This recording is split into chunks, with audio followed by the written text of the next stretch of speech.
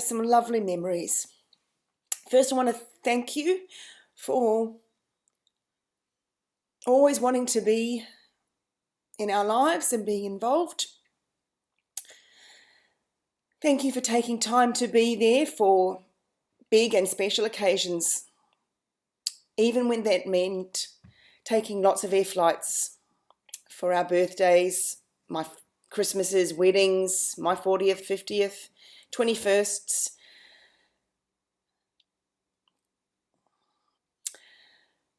But also thank you for seeing and valuing the small moments as well. When Scott was posted to New Zealand Navy for a short period and we were living in Torbay, you were wise enough to make the most of our short stay in New Zealand, and you would often stop on the way home from work for a cuppa and a chat and to see the grandkids, and we have some lovely memories. Going through the many photos of you, I realise how much you've done for us in Australia. So much cooking, gardening and landscaping and painting. You and Mum made sandstone paths, edging, driveways, garden beds. Even on your last trip in 2018, you had a go at helping in the kitchen or garden, pulling out weeds and sweeping as you could manage.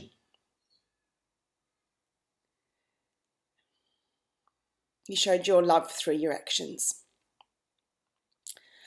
My three fondest memories with you are, the first one is tucking me into bed at night as a young child, as tight as you possibly could after reading me a story. The three billy goat gruff being the best, complete with brilliant sound effects, bashing your hand on your legs to make the sound of the hooves on the bridge.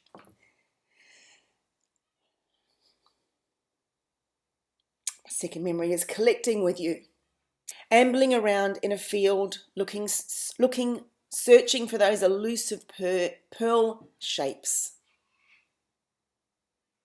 Mushrooms. You always found 10 times more than me. You knew the spots and enjoyed the ramble. And collecting shells with me, walking with me along the beach.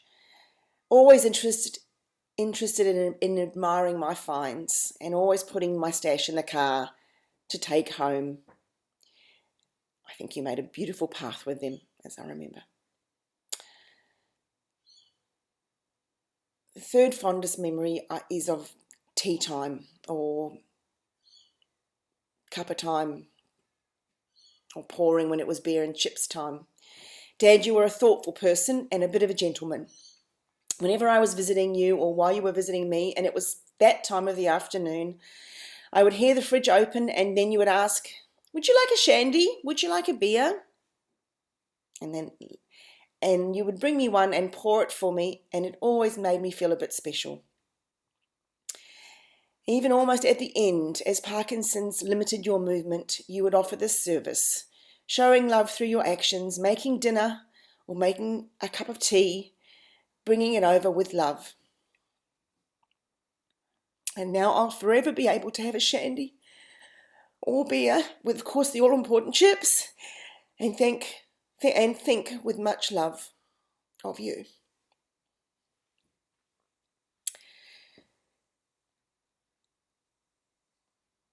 A final fond memory I have, Dad, is of you pausing in a walk.